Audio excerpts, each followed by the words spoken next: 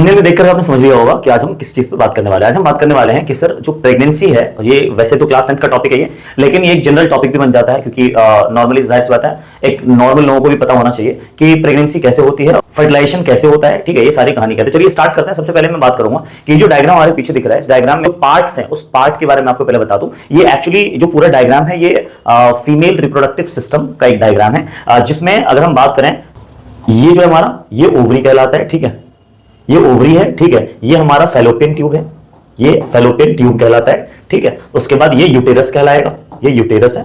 ठीक है, ये भी हमारा फैलोपियन ट्यूब है, ये भी हमारा फैलोपियन ट्यूब है, और ये हमारा क्या है, ओवरी है। क्लियर? आगे पेयर ऑफ ओवरी होते हैं, ओवरी के एक पेयर होते हैं, यानी कि दो ओवरी पाया जाता है फीमेल रिप्रोडक्टिव सिस्टम के अंदर। हम चलिए एक एक करके बात करते हैं इनके बारे में। अब सबसे पहले तो हम ये समझते हैं कि प्रेगनेंसी की कंडीशन क्या है, कैसे प्रेगनेंसी हो जाती है। ठीक है, फीमेल में सबसे पहले बात करेंगे ओवरी के बारे में कि ओवरी क्या करता है। बेसिकली देखो, जो ओवरी है ना, ये ओवरी की बात समझ लेते हैं। ओवरी एक वो ऑर्गन है, पेयर ऑफ ओवरी है, दो ओवरी पाए जाते हैं, तो ओवरी वो ऑर्गन है जिसमें एग का फॉर्मेशन होता है। अब ये एग क्या है, फीमेल एग, जिसको हम फीमेल रिप्रोडक्टिव सेल भी कहते हैं। लेकिन क्या होता है कि जो ओवरी है वो हर महीने, हर मंथ ऑल्टरनेट काम करता है। जैसे इस मंथ में इसमें एग का प्रोडक्शन होगा, तो नेक्स्ट मंथ में इसमें एग का प्रोडक्शन होगा। अब हम बात करते हैं, जब एग का प्रोडक्शन होता है सर, तो इसमें मान लो बहुत सारे जो है वो एग के प्रोडक्शन हो गए। ठीक है, बहुत सारे एग बन गए इसके अंदर। अब जो ये एग है ना, ये सीधा ट्रैवल करना स्टार्ट करेगा इस पाइप के थ्रू, जिसका नाम है आपको पता है फैलोपियन ट्यूब। फैलोपियन ट्यूब में जाकर के ये जो मैच्योर एग है, ये यहां पर जाकर के स्टे करेंगे, यहां पर जाकर के इंतजार करेंगे। ठीक है, ये मैच्योर एग है। जैसे ही मैच्योर एग जो है वो अगर डिस्ट्रॉय हो जाता है, फिर से एक नया जो एग है वो जाएगा मैच्योर होकर के, फिर यहां पे स्टे करेगा। अब सर जो स्पर्म होता है, ठीक है, जो स्पर्म है ना, उसमें क्या होता है, जैसे ये हमारा जो है वो स्पर्म है, और स्पर्म का क्या होता है, इसके पास टेल होते हैं, और स्पर्म मोटाइल होते हैं, मूवेबल होते हैं, यानी कि मोशन कर सकते हैं।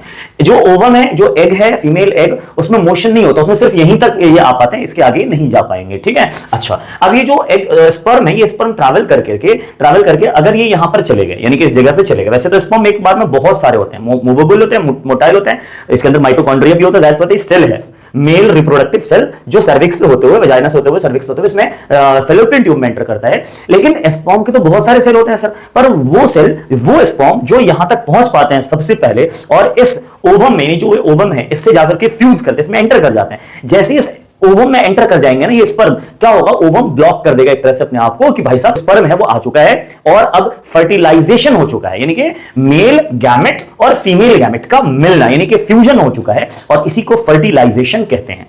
बात समझ आ रही है? अच्छा, अब फर्टिलाइजेशन कहां पर हुआ है, आप में से कौन बताएंगे, कमेंट सेक्शन में एक बार बताएंगे कि फर्टिलाइजेशन किस पार्ट में होता है रिप्रोडक्टिव ऑर्गन में। तो फर्टिलाइजेशन जो होता है बच्चों, जाहिर सी बात है फैलोपियन ट्यूब में होगा। ठीक है, अच्छा, अब फर्टिलाइजेशन हुआ, भाई ओवम निकलता है हर महीने, अपने आप को तैयार करता है, मैच्योर करता है। देखो, दो कंडीशन होती है, अगर स्पर्म आ गया तब तो फर्टिलाइजेशन हो गया, और मान लो सर स्पर्म आया नहीं, मान लो स्पर्म एंटर किया नहीं इसके अंदर, तो क्या होगा सर, फिर ये पूरे महीने क्या, तो यहां पर जो है ना ओवम आकर के स्टे करेगा, मैच्योर होगा, डिस्ट्रॉय हो जाएगा वापस, होते होते होते जब सारे डिस्ट्रॉय हो जाएंगे और स्पर्म आया ही नहीं पूरे महीने, तो क्या होगा, ये फिर यहां से, यानी कि ये जो हमारा ओवम है, ये जो डिस्ट्रॉय हुआ है यहां पर, ये सब आकर के ये जो यूटेरस है, इसकी लाइनिंग में एक स्पंजी लेयर बनाते हैं, और एक टाइम ऐसा आता है कि मंथ के एंड में ये फिर सीधा जो है सर्विक्स वजाइना से होते हुए बाहर निकल जाते हैं, और इस प्रोसेस को मेंस्ट्रुएशन साइकिल बोलते हैं, और ये मेंस्ट्रुएशन साइकिल 2 से 8 दिन तक चलता है। क्लियर है बच्चों? अच्छा, लेकिन अगर सर रिप्रोडक्शन, सॉरी, फर्टिलाइजेशन हो गया, तो एक फर्टिलाइजेशन नहीं हुआ तो क्या होगा, मेंस्ट्रुएशन साइकिल होगा। और अगर फर्टिलाइजेशन हो गया, अगर स्पर्म जाकर के ओवम से मिल गए, यानी फ्यूजन हो गया, फर्टिलाइजेशन हो गया, तो क्या होगा सर, जब फर्टिलाइजेशन होगा बच्चों,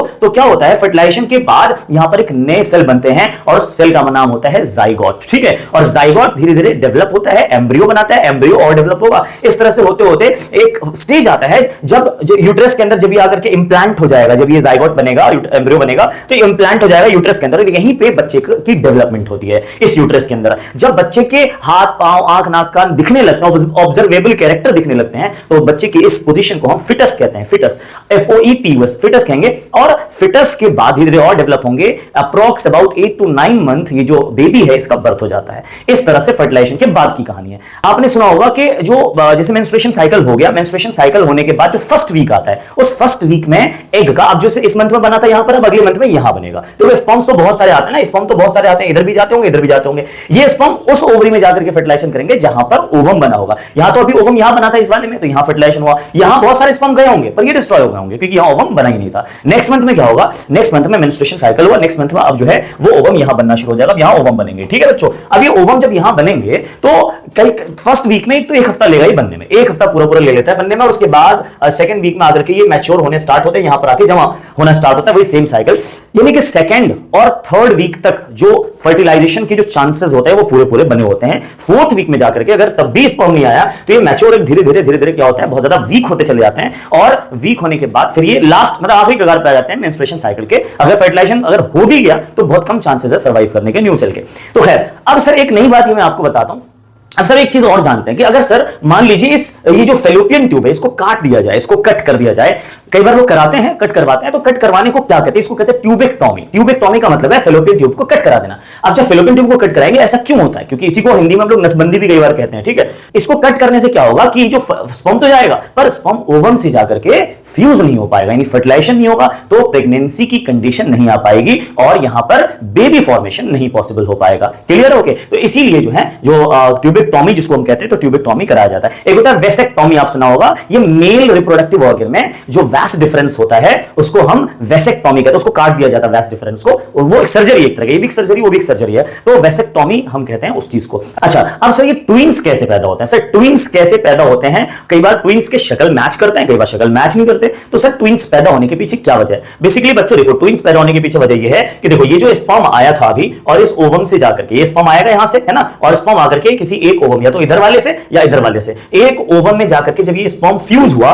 तो फ्यूज होने के बाद क्या बनाया? फर्टिलाइजेशन हुआ। इस प्रोसेस को फर्टिलाइजेशन कहते हैं। मिलने को मेल एग और सॉरी मेल स्पर्म और फीमेल एग को मिलने को हम क्या बोलते हैं? फर्टिलाइजेशन। यानी मेल गैमेट फीमेल गैमेट को मिलने को हम, जहां फेलोपियन ट्यूब में होता है मिलना, ठीक है। फर्टिलाइजेशन होने के बाद एक नया सेल बनेगा जाइगोट। ये जाइगोट बच्चों, अगर ये जो जाइगोट जब बनते हैं ना बेटा, उस टाइम पर क्या होता है? डीएनए का बहुत बड़ा रोल होता है, इंफॉर्मेशन एक्सचेंज करते रहते हैं वो, राइट। तो क्या होता है उस टाइम पर जाइगोट जो है वो और ज्यादा, कोई आगे आप बहुत डिटेल में पढ़ोगे, जाइगोट जो है वो डिवाइड हो जाता है उस बीच में। अगर जाइगोट डिवाइड हो गया तो इस जाइगोट से जो डिवीजन के बाद जो बेबी फॉर्मेशन होंगे वो दो बेबी बनेंगे और ये दोनों ट्विंस होंगे। और ट्विंस कैसे? सेम शक्ल वाले होंगे, सेम या तो दोनों लड़के होंगे या तो दोनों लड़कियां होंगी, लेकिन शक्ल मैच करेंगे। इस तरह से ट्विंस के फॉर्मेशन होते हैं। ये तो एक तरह के ट्विन हो गए जिसमें शक्ल मैच करता है, ठीक। अब हम बात करते हैं कि सर कई बार ऐसा भी होता है ट्विंस होते बट शक्ल मैच नहीं होता, उनकी प्रॉपर्टीज ज्यादा मैच नहीं होती। अच्छा, तो वो कैसे होता है? कई बार क्या होता है, ये जो मैच्योर एग होता है ना, ये जो मैच्योर एग, यहां पे आ गया एक मैच्योर एग, कई बार एक टाइम पर दो मैच्योर एग आ जाता है यहां पर फेलोपियन ट्यूब के अंदर, यानी दो एग मैच्योर हो जाते हैं।